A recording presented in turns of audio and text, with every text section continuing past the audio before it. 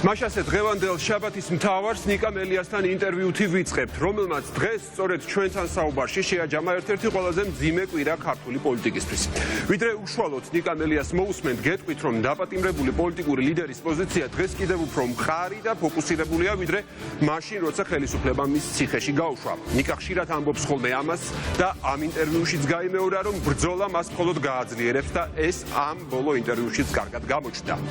არა უსამართლო ამნისტიას ასეთია ნიკა მელიას დაპატიმრებული ოპოზიციური ლიდერის მოწოდება იმ კოლეგებისადმი, ვინც ახლა ცდილობს ჯალათების ამნისტიაზე მორალური პასუხისმგებლობა სწორედ ციხეში გამოკეტილ ნაციონალური მოძრაობის თავმჯდომარეს გადააბაროს. ამ თემაზე საუბარს ახლა ქეთა ცისქიშვილთან განვაგრძობთ, რომელიც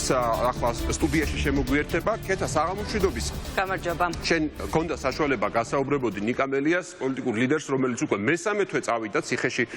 იმყოფება და ვისი თავისუფლებითაც ვაჭრობას ამ წუთამდე განაგრძობს ქართული ოცნება. საინტერესოა, როგორ უყურებს ის ამნისტიას, ჩვენ ვიცით, რომ ეს პრინციპულად მიუღებელია მისთვის, რატომ არის მისთვის მიუღებელი ეს ამ ფორმით ამნისტიის განხორციელება და რა შეეუბნება ის იმ პოლიტიკურ პარტიებს, რომლებმაც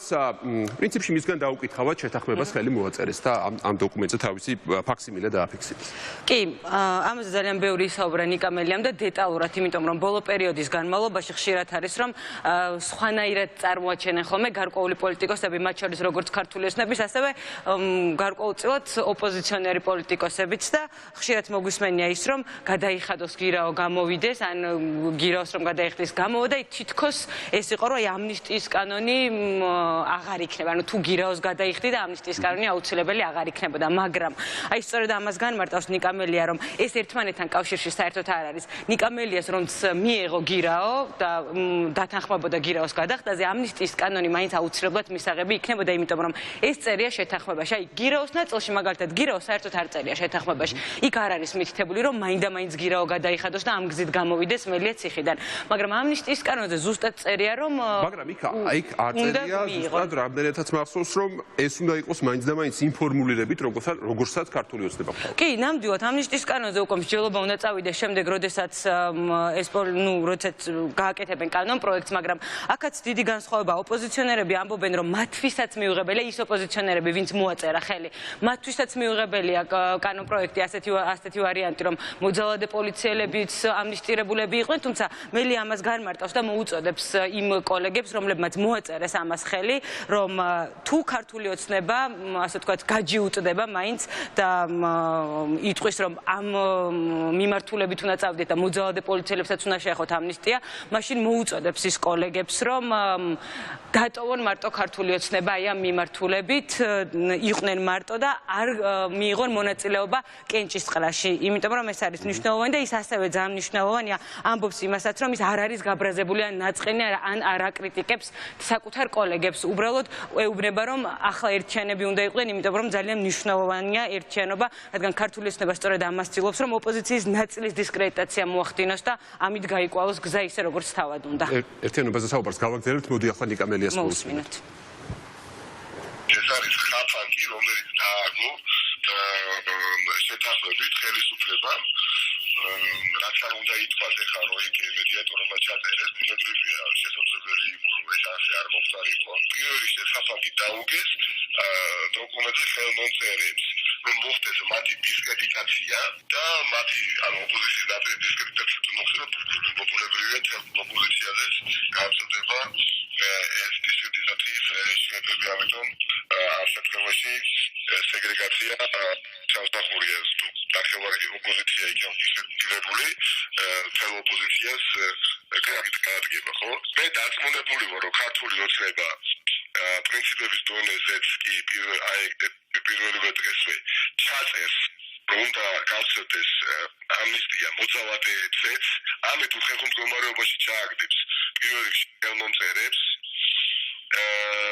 და ხელმომწერებმა რაც არ უნდა მოინდომონ იმის გაკეთება და მჯერა რომ მოძალადეები არ იქენ ჩაწერილი, ამას ქართული ოცნება მაინც გააკეთებს და აპელირებას მოახდენს უკვე ხელმოწერილ დოკუმენტზე. ერთ-ერთი ამ ლაპარაკობს ბატონი კობახიძე თავაგვაძე, რომ ამნისტია უნდა გავცელდეს ყველა იმ ადამიანზე ვიზით საქმე არის აუცილებელი და ყველა იმ ადამიანზე ვიზით პოტენციალი შეიძლება საქმე აღიძრას 20 იმისის გადაფუსვა არავის არ გამოუყო მე მგონია რომ ქართული ოპოზიცია ის ნაწილი რომელიც ეხლა დაუსაუში მონაწილეობას მიიღებს ძალიან ხილად უნდა იყოს ჩემი მეგობრებს რომლებმაც ხელი მოაწერეს ამ დოკუმენტს და მე მათ არ განვიკითხავ გამორიცხეთ არც ვაკრიტიკებ რომ მიიღოს მათ კრიტიკად თუ კი ისეთი დაწუნდებია რომ მათელობა არის სამწუხაროდ უსწრებო და ქართული ოცნება მაინც კაცი ურტდა და დამნაშავეებს ეს კანონ პროექტში ასე შემთხვევაში მე მათ მიმართავ რომ არ მიიღონ მონაწილეობა ამ ამნისტიის კანონ პროექტის ასე თქვათ კენჭისყრაში არ მიიღონ იმიტომ ეს ყველაფერი ჩემთვის კეთდება ხო ასე საუბრობენ ხო მე ამის წილი არ მადგება ხალხს არავითარ შემთხვევაში ეხლა ვინმე თუ ზიანდება ის ხალხი ვინც ხელი მოაწერა დოკუმენტს პატენტის ნაკლებობა რა არის შეზღუდულება კომუნიკაცია გარესამყაროს და ამდენჯერად შევძელით შეძალილი გაგაგოლეთ თქვი სატელეფონო საუბრით Facebook პოსტით ანუ წერილი 1300-ში მოვედი მომიცეს საზოგადოება იმით ანუ სხვა მე რა შემეძლო ეხლა მე რო ყოფილიყავი მოლაპარაკეს და გამორიცხული არის ეს ამნისტიის პუნქტი კარგად შედება იმიტომ რომ ეხლა 20 იმისი ძალიან ბევრი და მათ შორის ჩემთვის არის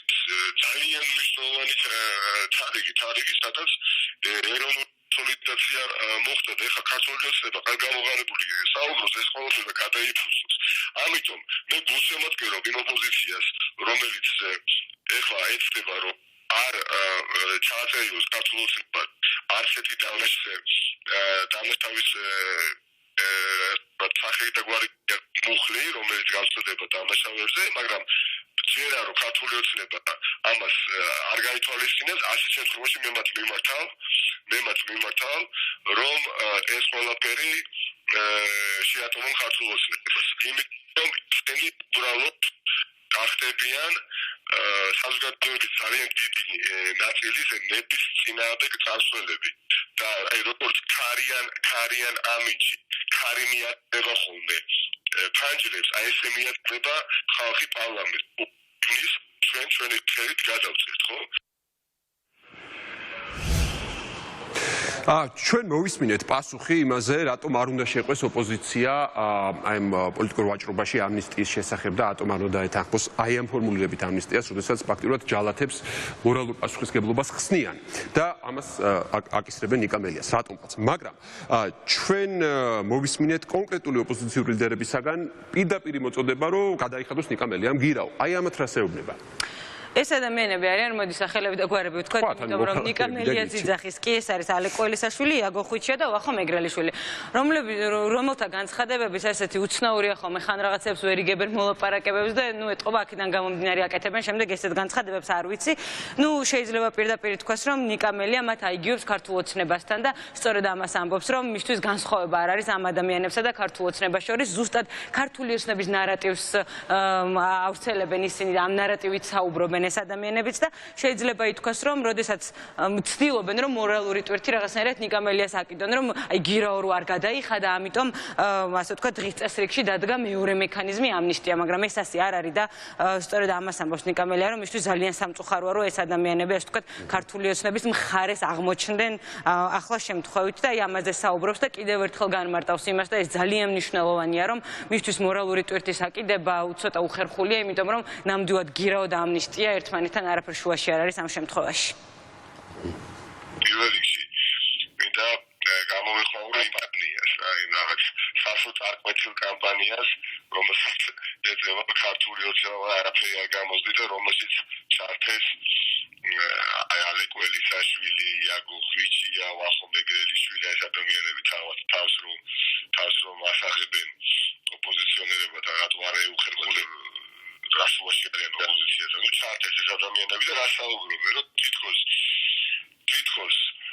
ვინაიდან მე განვაცხადე უარი, მიმეღო ინდულგენცია და გამოსასყიდის თანხა არ ჩავარიცხიე ევრო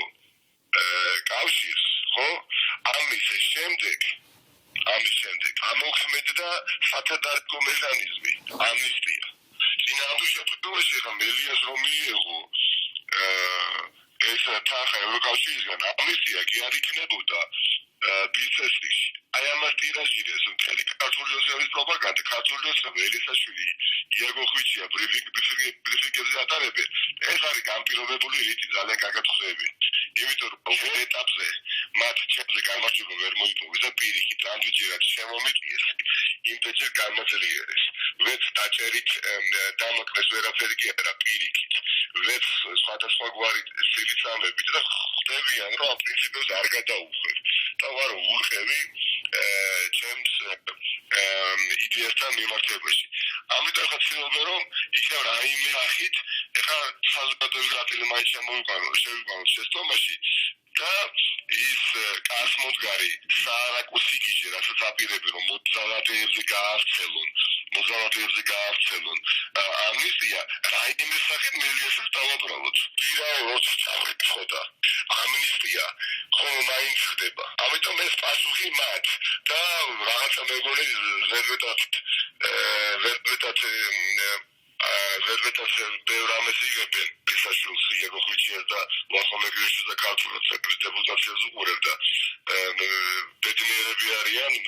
ფიქრობენ რომ ბედისფერა მათით დაინტერესდა გამოვა და სათავო ყურადღებას მაგათაც მივაქცე იმიტომ რომ ჩემთვის ქართული ოცნება ეს პატონები ეთირეგივია და კეთა ალბათ ძალიან მნიშვნელოვანია ის თუ როგორ ხედავს ციხეში ჩატოვებული ოპოზიციური ლიდერი ოპოზიციური ერთობის მომავალს იმიტომ რომ გვინდა თუ არ გვინდა აი ამან რომ მელია ერთვის მხრივ ციხეში იყო და ისე რომ მასთან არავის კომუნიკაცია არ ქონია ხელი მოაწერეს ამ დოკუმენტს ბზარი ამ ერთობაში ნამდვილად შეიტანა რას ფიქრობს ერთიანი ნაციონალური მოძრაობის დაპატიმრებული თავმჯდომარე ამ საკითხთან დაკავშირებით და აი ამ ერთობის მომავალს სათხედავს. კი და აქ უნდა აღინიშნოს ისიც რომ ძალიან ბევრი იძახის ხოლმე რომ აი ნიკა მელია რაღაცნაირად ჩამოუყალიბებელი არ იცის რა ქნას რაღაცა გაიჭედა და ასე შემდეგ და სწორედ ამაზე ამბობს თავად დაპატიმრებული ნაციონალური მოძრაობის თავმჯდომარე რომ ის არსად არ გაჭედილა პირიქით იგივე იდეაზეა და მისთვის ეს იდეა არის მნიშვნელოვანი და ის ტყუილად არ ზის იქ სწორედ ეს არის მის დამოკიდებულება და რაც შეეხება ამ პოლიტიკურ პროცესებს რომელიც ახლა მიმდინარეობს ის ამბობს რომ თუ ოპოზიცია დათანხმდება ქართულ ოცნებას იმას რომ მოძალადე პოლიციელებიც იყვნენ ამნისტირებულები ეს ყველაფერი უფრო დიდ კრიზისში შეიყვანს და ეს არ იქნება კრიზისიდან გამოსავალი პირიქით გაღრმავდება ეს კრიზისი და ამბობს რომ ხალხი ამაზე ძალიან გაბრაზდება და სწორედ აი ამასთან დაკავშირებით ახსენებს კელი დეგნანსაც რომელმაც გააკეთა განცხადება ნიკა მელიას გათავისუფლებასთან დაკავშირებით და მოუწოდებს ასე ვთქვათ ქართულ ხალხს რომ კარგად გაიაზრონ ის მოცემულობა იმიტომ რომ გასაგებია რომ კელი დეგნანი ჩვენს ქვეყანაშია აქ არის ელჩი და იცის მოვლენების შესახებ, თუმცა კელი დეგნანს ვერ გაესაუბრები იმაზე, რადგან შესაძლოა ქართულ საზოგადოებას სხვანაირი რეაქცია ჰქონდეს, მაგალითად მაკო გომურზე, გიორგი სულაშვილზე და ასე შემდეგ. ანუ ეს ქართულმა საზოგადოებამ იცის, რას ნიშნავს ეს ადამიანები, ოცივნის დაზარალებულები ჩვენთვის და რატომ არის მნიშვნელოვანი მათთვის, რომ ეს მოძალადე პოლიციელები არ შეიწყალონ. და კიდევ ერთი ძალიან მნიშვნელოვანი როდესაც საუბრობენ ნიკა მელიას გათავისუფლებაზე, ის პირველად სხვათა შორის მან პირველად დღეს თქვა, რომ ის თანახმაა ევროკავშირის, ევროპარლამენტარების თავდებობაზე. ეს ხომ არის ერთ-ერთი, ასე ვთქვათ, შეთავაზება, რომ შესაძლოა ეს გზაც იყოს და ის ამბობს, რომ ამაზე არის თანახმა. მოусმინოთ. მოდი მოვისმინოთ ნიკას პასუხი. ვიღაცა რომ გამოდის და იქ საუბრობს, რომ ეხლა მელია არ იცის რა ქნას გამოვიდეს, არ გამოვიდეს, გაიჭედა ეს ბატონი ელისაშვილის პირით ვახმოვანებენ ხოლმე. მე რამდენადაც თავიდებული ვიყავი დასაწყისში, იმდენად თავიდებული ვარ ახლა. თქვი რომ მოწყალებას გიდა გამოსასყიდის სახით არ მივიღებ, ეს არის ჩემი პრინციპი, ეს არის ჩემი იდეა. გამორიცხული არის და ჩემი თავიდებული რა შეიცვალა გამონობაში. ან რა შემატყვის იმაზე რომ მე რაიმე სახით გაიჭედენ ისინი. ამიტომ ვერ იჯერებენ რომ გირაოს ჩარიცხვაზე უარი როგორ არის ვინც არ უნდა იყოს, იმიტომ რომ გამოსასყიდად გავიხილავ ამას მე. ეს ჩემთვის არის ბრალის აღიარების თვალსაჩინო კი არა, ბრალის აღიარება. რატომ უკვირს ვინმეს რომ ვიღაცას მე უარი ვუთხარი პირველივე დღიდან ამას საუბრობ. კიდე გავიმეორებ, რომ მიმეღო ეს მოწყალება და ინდულგენცია მიმეღო და მეყიდა, რაც უნდა ქართულ ოცნებას, ხო, ირაო სამრიცხოდან გადამეხადა. ამ ამნისტიის კანონს რას უკეთებთ? ასე არ მინდა დავავიწყოს, რომ ჩემთვის აბსოლუტურად მისაღებია ევროპარლამენტარების თავმდებობა და არის ჩემთვის კომიკური, როცა ვისმენ ხა ქართული ოცნების კომენტარებს, რომ შეთანხმებაში არ არის გათვალისწინებულიო. დაპატიეთ და შეთანხმებაში ის არის გათვალისწინებული, რომ უნდა ჩამოიწყო და ალბათ აიკითხონ კარგად შეთანხმებაში ის არ წერია. ერთი სიტყვით, ჩემთვის პრინციპულად მნიშვნელოვანია, რომ ახლა გასვათ იმისა, რომ კრიზისი დაიწყოს, კრიზისი არ გავარგმავოთ და მერს მუნეთ კრიზისი მნიშვნელოვნად გაღრმავდება ქვეყანაში საზოგადოებრივ პოლიტიკური თუკი ამნისტიის კანონი თუნდაც ერთ მოძალადე პოლიციაზე გავრცელდება. ამაში ვარ ღრმად დარწმუნებული და მათთვის ვინც ჩემთან მიმართებაში ასე თქვა დარდობს და ამბობს რომ ეს რაიმე სახით მე დამაკინდეს მე ეს ვერანაირად ვერ დამაკინებს მე შეურაცხყოფილად თავს ატოქს რომ ვიცი უზრუნავ თავს იმიტომ რომ ვიღაცა მოძალადელი უნდა ეს პასუხისმგებლობისგან გათავისუფლებული ეს არის ჩემთვის შეურაცხყოფელი და დამამცირებელი დარდობს იმიტომ რომ მენანებ ყველა ჩემი კოლეგა რომელმაც შეიძლება ამაში მონაწილეობა მიიღოს იმიტომ რომ ვიცი რა რიცხვა დაგვაწყვეტება თავს საზოგადოების მხრიდან და მათ ვერ გავამტყუებთ და მეტიც ერთგვარი დისკრედიტაცია მოხდება ასევე არამედ მოლაპარაკებაში მონაწილე ყველა მხარეების იმიტომ რომ 20 ივნისის თარიღი არის იმაზე მეტი ვიდრე შეიძლება ბევრს გონია დიდი პატივისცემით ქალბატონ დეგნანთან ის არც იყო მე მგონი 2019 წლის 20 ივნისს ხო ხა მას ჩვენ ვერ მოვთხოვთ რომ გაითვალეს მაგალითად კობალეტოდიანი აკოგომურის გიორგი სულაშვილის წუხილები ვერ მოვთხოვთ შეიძლება არ არის აქ ბოლომდე საქმის კურსი მაგრამ ქართულმა საზოგადოებამ ხომ იცის ეს რას ნიშნავს და არაბის გვაქვს ფლება ჩვენ ერთი მოძალადე ადამიანი მაინც ასე თქვა გავათავისუფლოთ პასუხისმგებლობისგან მე დაწუნებული ვარ რომ დიდი ხანი აქ არ ვიქნები და აუცილებლად განვო და აქტიურად ჩავერთვები იმ პროცესებში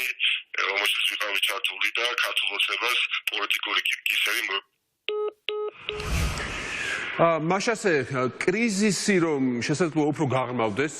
მოგვარების ნაცვლად აი ამ ფორმით შეთანხმების ხელმოწერაზე და მერე უკვე თქვა პარლამენტში პროცესების ასე განვითარების შემთხვევაში ამისი რისკები ნამდვილად სახეზეა. ნამდვილად. დაველოდოთ მე მგონი მომდენო 3 დღე იქნება ყველაზე კრიტიკული სამშაბათს უკვე უნდა ვიცოდეთ რა ხდება დეტალებში და სამშაბათს უკვე არის კენჭისყრაზე ამნისტია დაყენებული უბრალოდ იწყება ინიცირება ამ კანონ პროექტისა განხილვა და ნახოთ მოახერხებს თუ არა ოპოზიცია პრინციპული პოზიციის შენარჩუნებას და იმის მიღწევას რომ ასე ვთქვათ მორალური პასუხისმგებლობა აქეთ მეორე მხარეს არ გადავიდეს და ჯალათების ამის რაღაცები და სამშაბათამდე ბევრი რამე შეიძლება წესით